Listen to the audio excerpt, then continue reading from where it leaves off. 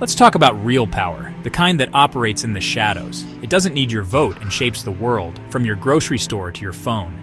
They move the pieces on the chessboard of global politics, operating on a level so high they don't need popularity, but control of money, information, and technology. In this documentary, we pull back the curtain to reveal the 10 most dangerous power figures on Earth. These visionaries have a plan for humanity, and you need to know who they are. Their power is real and shapes reality for billions. Klaus Schwab is the founder of the World Economic Forum, or WEF. Every year, he hosts a summit in Davos, Switzerland, where the world's most powerful people gather. It's the central hub for crafting global policy. Schwab is selling a vision for the future, a concept he calls stakeholder capitalism, where corporations partner with governments to steer society. And that brings us to his most famous idea, the Great Reset. To reset the entire global economy and social structure. They have programs like the Young Global Leaders, which has groomed hundreds of today's political leaders. It's not a coincidence. It's the result of a coordinated project by Klaus Schwab to shape the world. The endgame of the Great Reset, according to Schwab, is the Fourth Industrial Revolution. This involves implantable microchips, AI governing society, and mass digital surveillance. A key piece is a global digital ID, linking your bank account, health records, social media, and compliance with mandates. Schwab's WEF is a public-private partnership with CEOs and world leaders. He's bypassing voters to implement policies globally. It's a future of centralized control and mass surveillance. Is this progress or a cage? Or a... Let's talk about money and power. One name stands above all others, Larry Fink, CEO of BlackRock. BlackRock is the world's largest asset manager. They manage $10 trillion in assets. BlackRock is a top shareholder in nearly every major corporation. They're invested in banks and energy companies. Fink has unprecedented influence. His annual letter to CEOs lays out his expectations. He's a major driver of ESG, environmental, social, and governance investing. BlackRock uses its financial might to push a political and social ideology. He's using that $10 trillion to socially engineer society. That's a wild amount of power for one man. BlackRock's power runs deep. They have a technology platform called Aladdin. It's risk management software for the global financial system. The revolving door between BlackRock and the government is out of control. During crises, the US government turns to BlackRock for help. The potential for conflicts of interest is astronomical. He's become the referee and the rule maker. He's directing the flow of trillions of dollars. It's a level of control that's hard to comprehend. That's Larry Fink. His power is quiet and absolute. He can move money wherever he wants. Is it a direction that benefits humanity, or just BlackRock? Yuval Noah Harari is the intellectual frontman for the World Economic Forum. He provides the intellectual justification for some of their wildest ideas. He wrote Homo Deus, which is Latin for man-god. It's about re-engineering what it means to be human. The price for that is everything: our free will, our privacy, our very biology. It's a vision of humanity merging with machines, becoming something post-human. He popularized the idea that the age of free will is over. External systems can know you better than you know yourself. He's the shaman for the tech elite, providing the narrative that makes this transformation seem necessary. It looks a lot more like a digital prison for the human soul. Let's drill down on his most chilling quote. Humans are now hackable animals. Our biological operating system, our brains and emotions, are no longer a black box. Corporations and governments now have the tools to crack the code of what makes you, you. If you're a hackable animal, your decisions are no longer entirely your own. You're being puppeteered. Harari's solution is all-encompassing digital surveillance, framing the surrender of our autonomy as a smart trade-off. We become hackable animals managed by a small elite who control the data. Next up is Albert Bourla, the CEO of Pfizer. Bourla is building the hardware that plugs directly into our bodies. As the head of one of the largest pharmaceutical companies, he sits at the nexus of government power, media narratives, and global health policy. The decisions made in his boardroom dictate health mandates for billions. During the pandemic, Pfizer became the saviors of humanity. Governments lined up to sign multi-billion-dollar contracts. Bourla was on the phone with heads of state, negotiating deals that would shape nations. This wasn't just business, this was geopolitics. We're talking about tens of billions of dollars in revenue. That kind of money buys a lot of influence. It creates a closed loop where the company controls the information around that product. It's a legitimate and terrifying question. This concept of regulatory capture is so important to understand here. It's when a government agency, created to act in the public interest, ends up being controlled by the industry it's supposed to be regulating. When you look at the pharmaceutical world, it's a masterclass in how this works. Pfizer, under Bourla's leadership, spends hundreds of millions of dollars on lobbying every single year. They have an army of people in Washington and other world capitals whose entire job is to influence politicians and shape legislation in their favor. This isn't a conspiracy theory, it's a matter of public record. It's how the game is played. This influence ensures that the rules are written to benefit the company, not necessarily the public. It affects everything from patent laws, which allow them to maintain monopolies and charge exorbitant prices, to the standards for drug approval, to the advertising guidelines that let them market their products directly to consumers. It creates a system where the deck is stacked.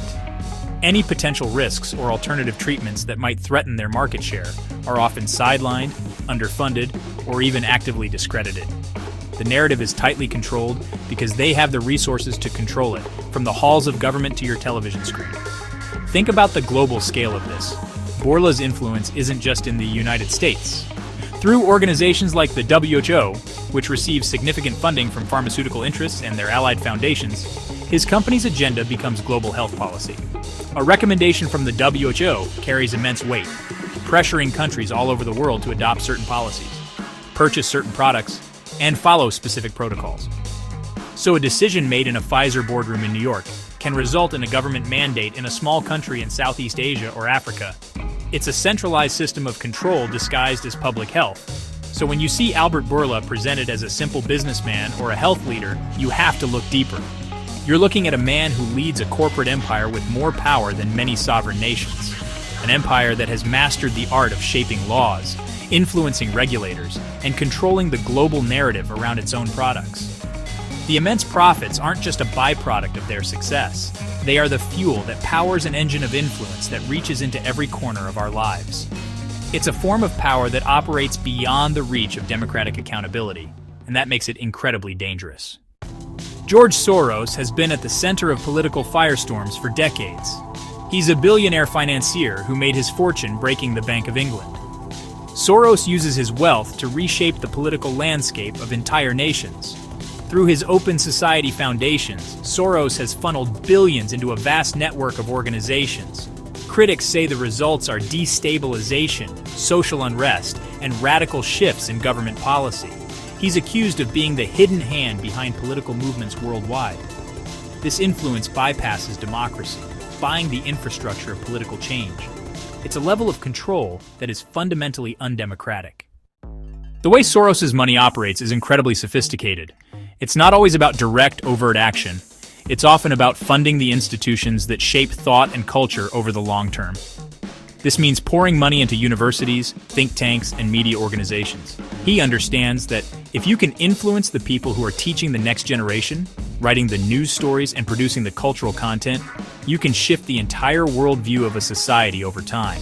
It's a patient, strategic game of ideological capture, and he's been playing it for decades. This strategy often thrives on division. Many of the movements and causes he funds, whether intentionally or not, have the effect of amplifying social conflicts. They focus on group identity, grievances, and historical injustices, often framing society as a zero-sum battle between oppressor and oppressed. This can create a climate of perpetual conflict and resentment, weakening social cohesion and making it easier to push for radical political changes. When people are divided and angry, they are more susceptible to simplistic, radical solutions offered by the very groups his money is supporting. It's like he's the ultimate agent of chaos. And the accusations of his influence on the media are persistent and profound. By funding major journalism schools, nonprofit newsrooms, and media watchdog groups, he can help shape what is considered acceptable discourse. It creates a media environment where certain narratives are amplified, while others are dismissed as misinformation. It's not necessarily direct censorship, but a more subtle and effective form of narrative control. It ensures that journalists and editors are drawn from a pool of people who have been educated and trained within an ideological framework that he helped to build and finance. Ultimately, the danger of a figure like George Soros is the unaccountable nature of his power. He is an unelected private citizen who wields more influence over the laws and policies of sovereign nations than most of their elected leaders. He operates from the shadows through a complex web of foundations and nonprofits, making it nearly impossible for the average person to trace the source of the political forces shaping their lives. Whether you agree with his goals or not, the method itself is a threat to any open and democratic society. It replaces transparent debate with the hidden influence of billionaire-funded agendas. Let's talk about a different kind of power. It's about controlling the stories we tell ourselves, especially the ones we feed our kids. And when you talk about that, you gotta talk about Robert Iger, the CEO of Disney. We're talking about a media leviathan that has swallowed up Marvel, Lucasfilm, Pixar, and 20th Century Fox. The reach this guy has is staggering. Billions consume content that flows from a decision tree that ultimately ends with him. This isn't just entertainment, it's a form of mass-scale social engineering. When you control the narrative, you control how people think. And you have to ask yourself, what's the agenda? Are they embedding specific ideologies into the very fabric of our culture? You're not forcing anyone to do anything, you're just shaping their desires, their beliefs, their entire worldview. Iger is the kingmaker. We're all living in this grand experiment he's conducting. The most potent aspect is the focus on children's content. The formative years are when their brain is like a sponge, soaking up everything. It's Disney. Iger's company is molding the minds of the next generation on a global scale. The stories they see are the building blocks of their reality. That is a terrifying amount of responsibility. We're outsourcing the moral education of our children to a multinational corporation. Now it's a boardroom in Burbank, California. And that is a kind of power that is both profound and profoundly dangerous. Let's talk about Bill Gates. He's become one of the most powerful figures on the planet, operating in realms that affect human survival. Gates is now the largest private owner of farmland in the United States. When you control the farmland, you control the food supply. He's a massive investor in genetically modified organisms, or GMOs, and lab-grown meat. The scary part is that one man is in a position to re-engineer our global food system. This control extends globally through the Bill and Melinda Gates Foundation. It's a brilliant machine of profit and control, all disguised as charity. This guy, with no medical degree, no elected office, no public accountability, has somehow become the single most influential voice in global health policy. He's the largest private donor to the World Health Organization. His foundation's priorities become the WHO's priorities. He's essentially an unelected, unaccountable World Health Czar. He's one of the biggest funders of vaccine development and distribution on the planet. This gives him the power to dictate health policy for entire nations. He can shape the global conversation and direct trillions of dollars in public and private spending based on his own vision of the future. But in doing so, he's accumulated a terrifying amount of control over our food, our health, and our future. Let's move to Europe. At the top, you'll find Christine Lagarde, president of the European Central Bank, the ECB. This woman is one of the most powerful people on the planet.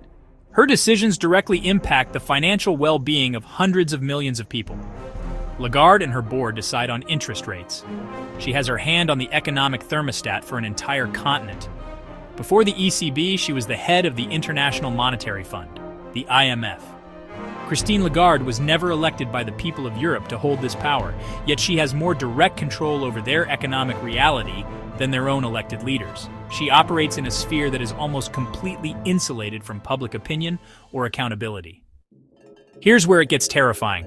Lagarde is a leading advocate for central bank digital currencies, or CBDCs, spearheading the push for a digital euro.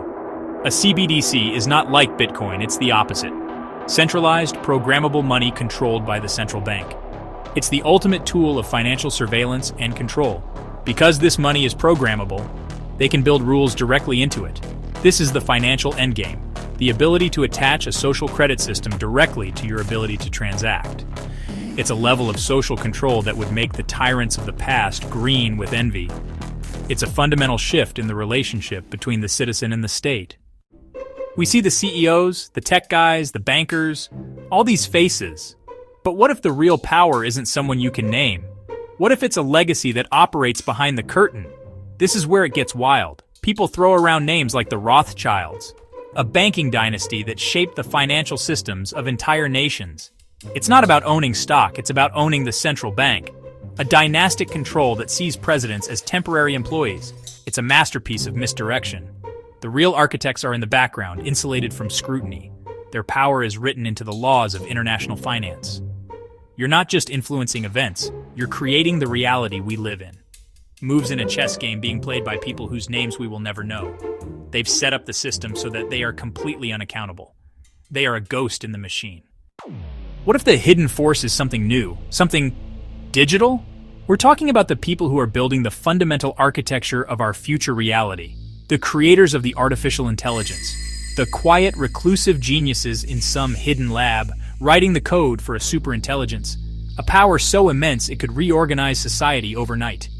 These are the new hidden monarchs, the creators of a digital god, operating outside of any government oversight.